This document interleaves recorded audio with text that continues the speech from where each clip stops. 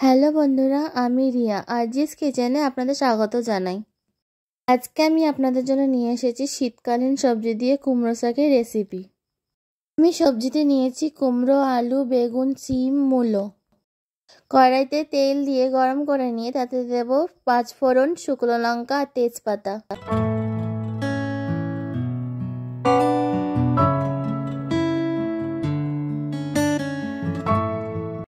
সব সবজিগুলো দিয়ে হালকা করে একটু ভেজে নেব। তাতে দেব কাঁচা লঙ্কা, হলুদ আর নুন।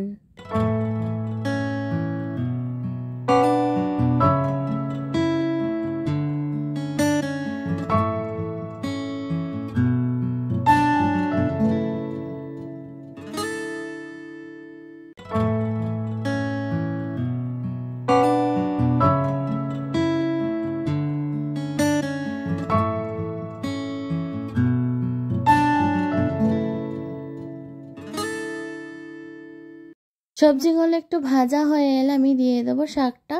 আমি কোনো রকম জল ইউজ করিনি, শাক থেকে এমনিতেই জল বেরোবে। তো আমি ঢাকা চাপা দিয়ে রান্নাটা করে নেব।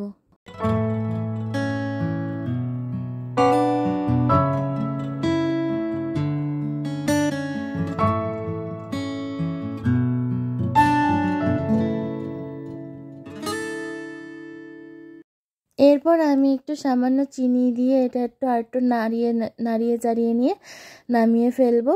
এটা আপনারা গরম ভাতের সাথে খাবেন, খুবই ভালো লাগে। গরম ভাতের সাথে এটা হলে আর অন্য কিছু প্রয়োজন পড়ে না। তো আপনাদের যদি এই ভিডিওটা কোনো অংশে ভালো লাগে থাকে তাহলে সাবস্ক্রাইব, কমেন্ট, শেয়ার করার জন্য রিকোয়েস্ট রইল।